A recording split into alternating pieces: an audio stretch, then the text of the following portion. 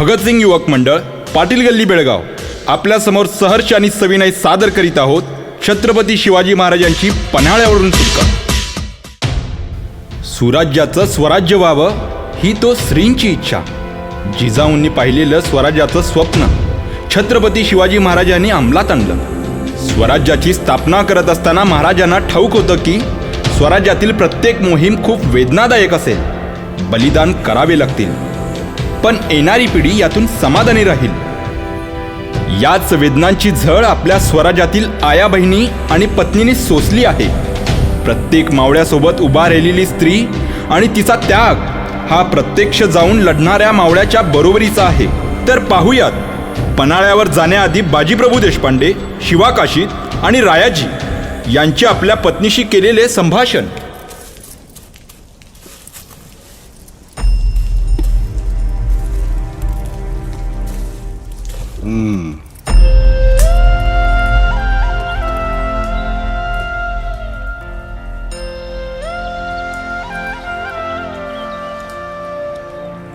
जमली नाही का?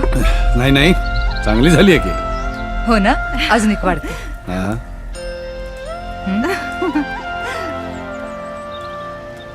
सरकार, हा, स्वराज्यावर संकट आहे. राजांनी लगोलग बोलिवलंय. आलोच.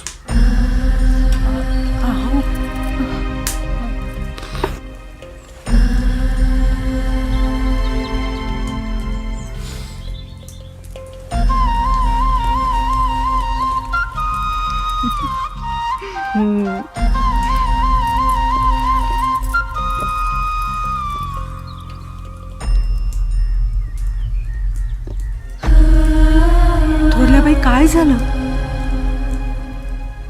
अगोट झाले, पण तरी स्वारी असंच खाऊन गेली.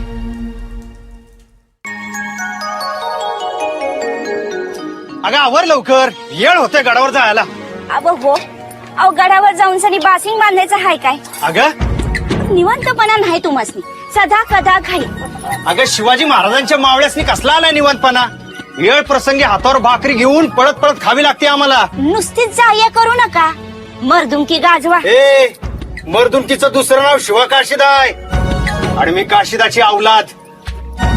नेबापूरच्या मातीचा पोतच लय वेगळा आहे. इथल्या मेंढराला बी वाघाचं काळीज असतं या. होय, मी बी त्याच गावची हाय. ही थोडी खीर केली, राजा खात्यात घेऊन जा. अगं गोदे, मी एक मामुली सेवक आहे. राजा खायलोय. आता तुम्ही राजासनी ओळखत नाही होय?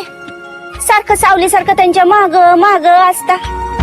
अहो आपला राजा साधा हाय, गोरगरिबांसंग राहतो, खातो, पितो. त्यासनी आवडेल खीर. खरंय. कोणासारखा तोंडोळा हाय व राजाचा? माझ्यासारखा. काय बाई तरी, कोणाला कशाचं आणि माळणीला लसणाचं. अगं खरंच. अगं माझ्या डोक्यावर जर जिरेटोप चढवला तर तूच माझी प्रजा, आणि प्रजा मग मला मुजरा करायचा बर का. ज्योतिबाची आण. ज्योतिबाची आण. लवाट नाही बोलायचं मी. असल असल, खरं असल. आण सुटली. बर, येऊ मी. आणि पोरांवर लक्ष ठेवा. येतो.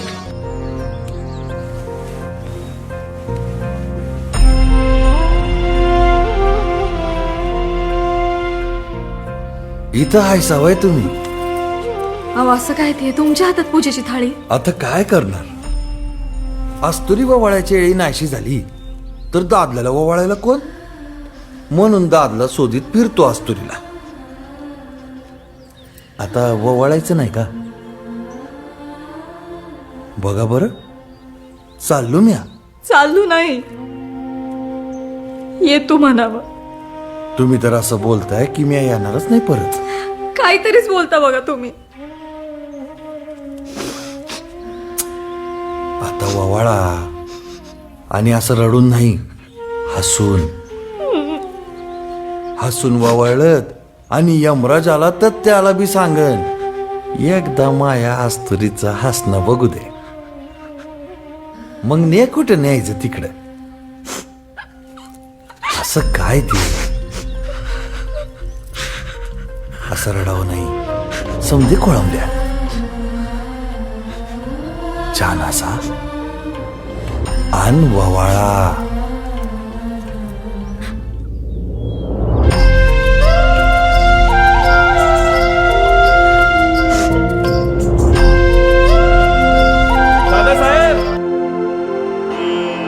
महाराज मोहिमेवर असताना सर्व राज्यकारभार जिजाऊच सांभाळायच्या. त्यावेळी जिजाऊंना अनेकांची साथ होती. त्यातले महत्त्वाचे म्हणजे आदिलशाही विरुद्ध नेहमी बंड उभारणाऱ्या बांधल घराण्याच्या विरांगणा दिपाई आऊ बांधल. फावल्या वेळात जिजाऊंनी दिपाई आऊची घेतलेली भेटीवेळी मिळालेली एक आनंदाची बातमी. पन्हाळगड काबीज केला, पन्हाळगड जिंकला.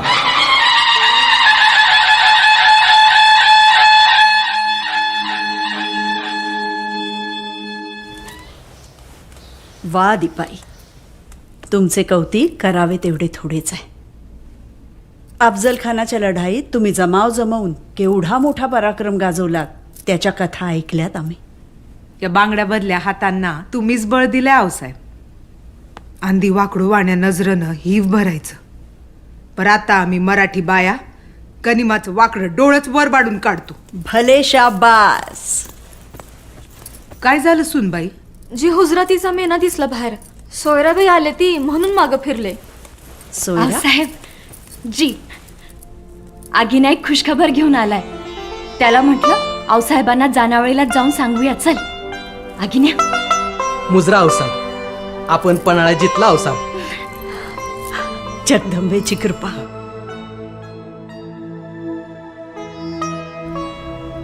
आऊसाहेब काय झालं? पोरांचे पराक्रम ऐकून कान धन्य होतात, पण गनिमांचे डोळे ते जाळतात. कधी कधी वाटतं की आपल्या स्वप्नांसाठी पोरांचे जीव धोक्यात नको यायला. 30,000ची फौज घेऊन फक्त 5,000 सैन्याबरोबर हरलेल्या रुस्तमे जमानवर बडी बेगम संतापली. हार कर आया मर क्यों नहीं गया वहां पे, हे शब्द सिद्दी जोहरच्या कानावर पडताच त्याने आपली दावेदारी पेश केली आणि म्हणाला, मुझे एक मौका दीजिए, मैं उस शिवाजी को आपके कदमों में झुका दूंगा.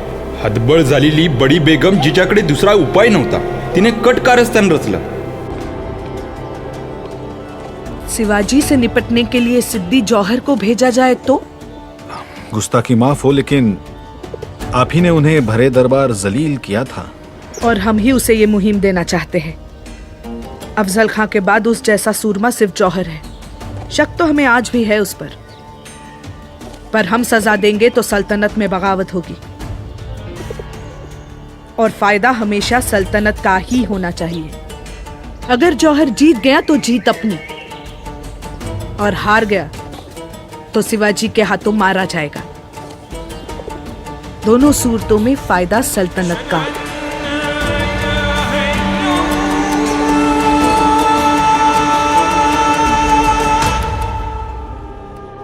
बडी बेगमनं दरबार बोलवला आणि सिद्दी जोहरला खुशखबरी दिली.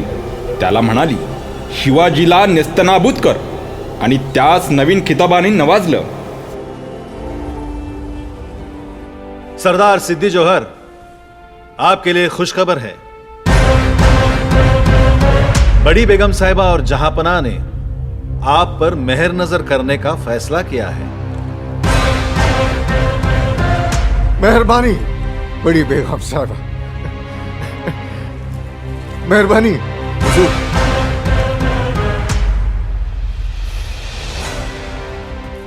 आपका मुआफीनामा हम कबूल करते हैं. आपको शाही खिदमत का एक मौका देते हैं और आपको सलाबत खान इस खिताब से नवाजा जाता है. पुरानी गलतियां सुधार कर हमें आपकी वफादारी का सबूत पेश कीजिए सिद्दी जौहर. शिवाजी को नेस्तनाबूद कीजिए. जी बड़ी बेगम साहिबा. जी हुजूर.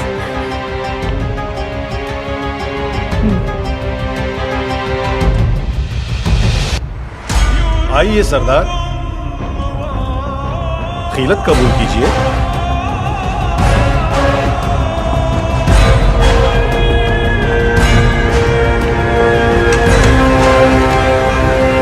मेहरबानी हुजूर।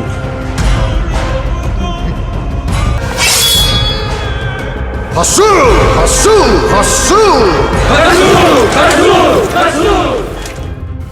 मस्तवाल सिद्धी जोहर आपल्या 1.5 लाख फौजेसह पन्हाळ्याच्या दिशेने निघाला आणि पन्हाळ्याच्या पायथ्याशी पोहोचताच त्याने किल्ल्याच्या चारी बाजूने घेरा घातला. टोपीकर म्हणजे इंग्रज त्यांच्या मत्तीने आपला आरमार बळकट केला. तोफा जमा केल्या आणि महाराजांच्या बाहेर पडण्याची वाट बघू लागला. पाऊस वादळ या सगळ्यांची झुंज देत तो ठामपणे मोहीम पत्ते करण्याच्या तयारीत होता. पण आमचा राजा आमचा राजा शेरा सव्वा शेर होता. राजाकडे मोजकेच मावळे, पण राजांनी डाव आखला, युगत मांडली. बहिर्जी नायकांच्या आणि मावळ्यांच्या मत्तीने बाहेर पडायचं ठरवलं. आज उंद्याच्या रात्री उतरू आपण. उद्या? पण उद्या तर आषाढातली पौर्णिमा आहे. चंद्रप्रकाशात आपण दिसलो तर? राज, या येळचा पाऊस काय कसा आहे बघितलं ना? नाही तर काय राजे, अहो 10 दिवसा लांबचं दिसत नाहीये, रात्रीचं काय दिसणार आहे? पुढं आपल्या बरोबर पालख्या राहतील राज. एका पालखीमध्ये शिवा असेल. वहीजी पण नाईक शिवा? राज, आपलं एक जास्त राहील. शिवा वेगळ्या वाटेने येईल. गस्तीची पथकं हुकली का पालखी तिथं सोडून आपल्याला येऊन मिळेल की. हा आपण फक्त एक करायचं. आपण खाली उतरपतूर गनिमाला आपला सुगावा लागणार नाही तेवढं बघायचं. महाराज, अनुभवाने एक सुचव. त्र्यंबक पंत, तुम्ही पन्हाळ्याचे किल्लेदार, बोला. आपण उतरत असताना आम्ही तोफेचे 2 बार देऊ. त्याने गनिमाचं लक्ष 3 दरवाजाकडे राहील आणि आपणास थोडा अधिक समय मिळेल. नामी कल्पना आहे राजे. नाही, पण मी म्हणतो पालखी कशाला? या मोगलांना शाही गोष्टी मिरवायची लय हौस असती. पालखी असेल तर ते शिवालाच राज समजत्याल आणि मग त्याच्याशीच बोलाचाली करत राहत्याल. आपल्याला येळ मिळेल राज. ठीक आहे, तुम्ही म्हणता तसंच करू. पण गरज पडली तर पालखी सोडू, कारण पालखी घेतली तर वेग मंदावेल आणि आम्हाला आमच्या दोस्तांचे जीव दावणीला लावायचे नाहीयेत. सिद्धीचे पहारे जागते असतील.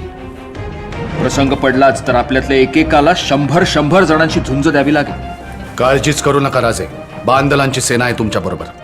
गनिमाची ढगपुटी झाली ना राज, तर तुमच्यासाठी अंगावर घेऊ आम्ही. होय राजा. रायजी, बाजी, जी, तुमचे 600 चखोट धारकरी आपल्या सोबत असू द्या. नायकांनी दाखवलेल्या वाटेनच आपण होतो. आणि बाजी जी, जास्तीची शस्त्र बरोबर असू द्या, गरज पडेल. होय. जय भवानी. पालख्या तयार झाल्या. बाजी प्रभूंनी दानपट्टा कमरेस बांधला. रायाजींनी धनुष्य आणि बाण आपल्या खांद्यावर सजवले. बहिर्जी नायकांच्या मार्गदर्शनाखाली वाटचाली सुरुवात होणारच होती. पण तत्पूर्वी महाराजांना जाणून घ्यायचं होतं की मोहिमेवर कोण कोण आपल्या सोबत आहेत. निघण्याआधी महाराजांनी सगळ्यांना संबोधित केलं, त्यांचं वाघाचं काळी जागृत केलं आणि ते निघाले.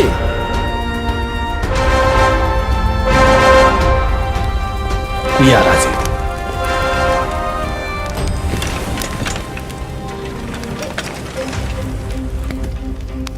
कोयाजी जी रायाजी कुठे?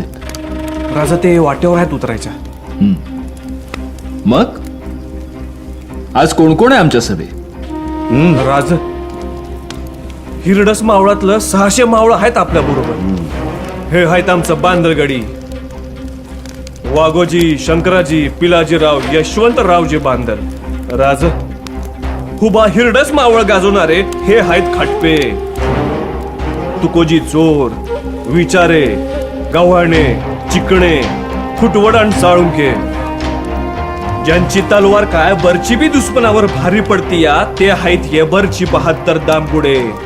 हे आहेत दुश्मनांची शिर उतरवणारे शिरवले. अहो राजा, अजून कुणा कुणाची नावं घेऊ मी? आम्ही समदे म्हणजे बांदलांची सेना, आणि या सेनेतला प्रत्येक बांदलवीर तुमच्यावरून जीव ववाळून टाकायला तयार आहे राजा. होय राजे, आपल्याच सांगीप्रमाणे 600 धारदार मावळा आपल्या सोबत असणार आहे. आणि हो, आपले मेहुणे शंभूसिंह जाधवराव हे सुद्धा आपल्या सवय आम्ही आहोत राजा.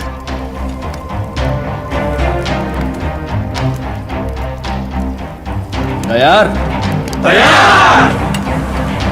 माझ्या जीवीच्या जीवलगांनो, आज पौर्णिमा. पौर्णिमेला आपण चंद्रदर्शन घेतो, पण आज आभाळातल्या चंद्राला काळोख्या ढगांनी झाकलंय आणि स्वराज्याचा चंद्रमा सिद्धीच्या सैन्यानं कोंडलाय. त्याला मोकळं करण्यासाठी आज आपल्याला एक अत्यंत भयानक वाट चालायची. वाट बिकट आहे, पण त्या बिकट वाटेवर चालण्याचं भाग्य आपल्यासारख्या भाग्यवंतांनाच लाभतं. आणि अशाच भाग्यवंतांची नावं इतिहास अभिमानानं आपल्या कपाळावर मिरवतो. आपला घास घेण्यासाठी आपला वैरी तिथं काळ दाढा वासून खालून आसुरी आनंदानं आपल्याकडे पाहतोय. त्याला हे माहित नाही की आम्ही मृत्यूच्या अकराळ विकराळ दाढा पाहून त्याला घाबरत नसतो. आम्ही त्या मोजून त्याच्याच घशात घालत असतो.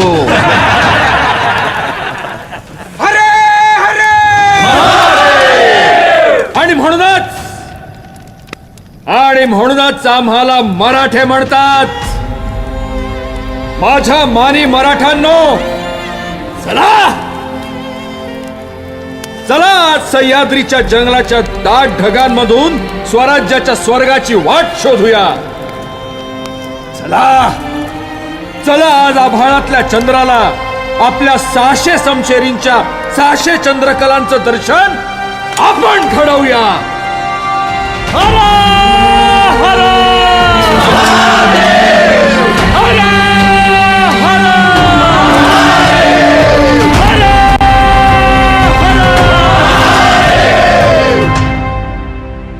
लाख मेले तरी चालतील, पण लाखांचा पोशिंदा जगला पाहिजे, अशी आण शिवाजी महाराजांना बाजीप्रभूने दिली. लागलीच महाराजांना विशालगडावर पोचण्याचा आग्रह केला. सूर्य मावळतीला पोचला, पण जणू सरत्या प्रहाराचा मराठ्यांचा पराक्रम पाहायला तोही स्तब्ध झाला होता. झुंज सुरू होऊन आता तब्बल 9 घटिका उमटू लागल्या होत्या. प्रहर झाली, तोफांनी हाक दिली, राजे पोचले आणि बाजीप्रभूंनी राजांना शेवटचा मुजरा केला.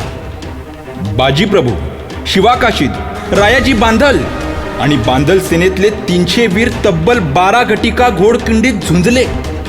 40 घाव अंगावर घेऊन हसत हसत स्वराज्याच्या मातीत मिसळले. कसारीचा उगम त्यांनी स्वतःच्या रक्ताचा अर्घ देऊन पवित्र केला, म्हणून ती पावनखिंड. अशा या वीरांना माझा मानाचा मुजरा. बोला पुण्यश्लोक श्री छत्रपती शिवाजी महाराज की जय. जय भवानी. जय शिवाजी. जय शिवाजी. जय भवानी. हर हर महादेव. हर हर महादेव. हर हर महादेव.